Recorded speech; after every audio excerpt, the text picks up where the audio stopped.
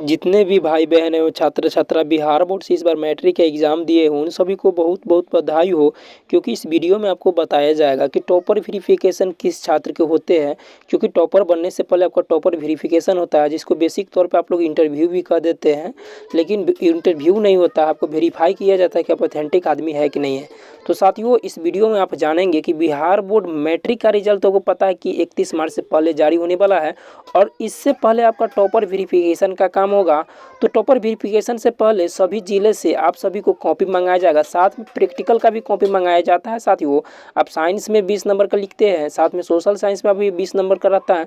तो प्रैक्टिकल का जो भी कॉपी होता है वो बोर्ड इस बार मंगाया जा रहा है। ध्यान दीजिएगा, बोर्ड इस बार आपका जितने प्रैक्टिकल का भी कॉपी मंगाया है, साथ में आपका सैद्धांतिक जो है थ्योरेटिकल जो है उसका भी मंगाया गया है, उसको तो मंगाया ही जाता है साथियों। तो इस वीडियो में यही बात करने वाले विशेष तौर पे कि टॉपर वेरिफिकेशन के लिए किस छात्र को जाता है कॉल, और उस छात्र को कितना मार्क्स पे कॉल जाता है। साथियों, क्या आपको लगता है कि 480 या 90 होना चाहिए, 460 होना चाहिए, 470 होना चाहिए, या 453 55 होना चाहिए? साथियों, क्या होना चाहिए, कितना मार्क्स पे? अगर समझ लीजिए, जो हम आपको डाटा देंगे आपको अनुमान होगा कि इतना मार्क्स अगर आएगा तो आपको ज़रूर करना चाहिए, कुछ बातों का ज़रूर ध्यान रखना चाहिए। साथियों, चलिए बेसिक तौर पे आप लोग जानते हैं कि बिहार बोर्ड मैट्रिक का टॉप 10 लिस्ट जारी करता है। टॉप 10 का मतलब होता है, इस एंगल से समझिए साथियों, कि सबसे ऊपर जिस बच्चों का शीर्ष नंबर होता है साथियों, रैंक 1 पे जिसको टॉपर कहते हैं, जिसको रैंक 1 मिलता है, उसको कह सकते हैं ऑल बिहार रैंक कह सकते हैं ना, पूरे बिहार में कितना रैंक मिला है। क्योंकि मैट्रिक में आपको मैट्रिक होता है, इंटर में आपको साइंस, कॉमर्स और जो आपको होता है आर्ट्स, ये 3 स्ट्रीम होता है साथियों। 3 स्ट्रीम का 3 टॉपर हो सकते हैं, एक रैंक पे कितना भी छात्र हो सकते हैं। तो रैंक 1 से लेकर आपको साथियों जो 10 तक, रैंक 10 तक जितने भी छात्र होंगे, इस लिस्ट में जितने भी नंबर कॉमन नंबर होंगे तो उतने छात्र हो सकते हैं। एक बार बिहार बोर्ड में 101 छात्र थे। तो जो जितने भी छात्र छात्राएं रहते हैं, तो उन सभी को कॉमन नंबर रहता है। लेकिन रैंकिंग ऊपर से लेकर नीचे तक जितना भी जा सकता है, लेकिन उससे कम नहीं जा सकता साथियों।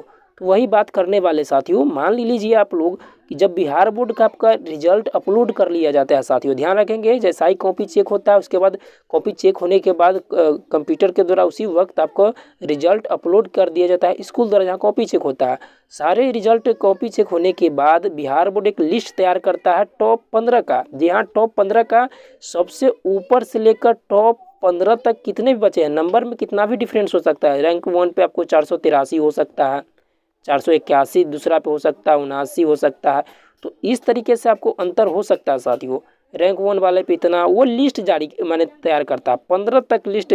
हो सकता है आपको सीरियल में भी देखे मिले, कुछ अंतर भी देखने को मिलेगा, इस बार भी देखे होंगे।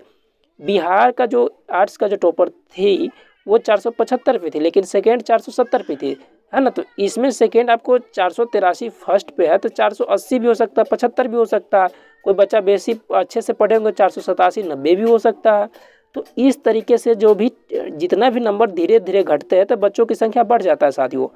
तो ध्यान रखेंगे, टॉप रैंक 15 तक समझ लीजिए, अब बनेगा तो आपको टॉप 10 ही सिलेक्शन तो यही होगा। लेकिन जैसे नंबर सुनते होंगे कि फर्स्ट डिवीज़न 400 नंबर पे 420 426 बहुत ज़्यादा रहता है, लेकिन टॉप 10 तक तो रहेगा ही बच्चा सबका नंबर। उसके बाद नीचे 5 या 10 लिस्ट और नीचे ले जाता है, टॉप 20 तक बच्चों को बुलाया जाता है। जितने भी बच्चे होंगे उस सभी को बुलाया जाएगा, लेकिन टॉप 10 लिस्ट में मात्र उसी का जाएगा जिसका नंबर रैंक 10 तक होंगे साथियों, 10 तक ही होंगे, उसी को टॉप 10 लिस्ट जारी होगा, उसी में से कोई टॉपर बनेगा। अब बाकी जो होते हैं सिर्फ बेसिक तौर पे इसलिए बुलाए जाते हैं, बिहार बोर्ड आपको दिखा दिया जाए, कुछ समझा दिया कि किस तरीके वेरिफिकेशन होता है। वेरिफिकेशन में कुछ नहीं होता है साथियों, वेरिफिकेशन में आपको यही होता है, आपका वेरिफिकेशन में ये पहचाना जाता है कि आपका राइटिंग है कि नहीं है, आपका राइटिंग मैंने हैंड राइटिंग चेक किया जाता है। कुछ बेसिक आपका शब्दावली मतलब कुछ प्रश्न पूछा जाता है, जो आप एग्जाम दिए हैं वही प्रश्न पूछा जाता है, कुछ एक्स्ट्रा नहीं पूछा जाता। बेसिक तौर पे कुछ पूछ लिया है तो उससे कोई फर्क नहीं पड़ता है, गुड वेस्ट लिखने से कुछ फर्क नहीं पड़ता है। वेरिफिकेशन में आप ऑथेंटिक आदमी है, बस स्टूडेंट आप एग्जाम दिए हैं तो आपको नंबर मिल जाएगा, और उसमें नंबर घट बढ़ नहीं होता है। इंटरव्यू बेसिक तौर पे ऐसा ही लिया जाता है।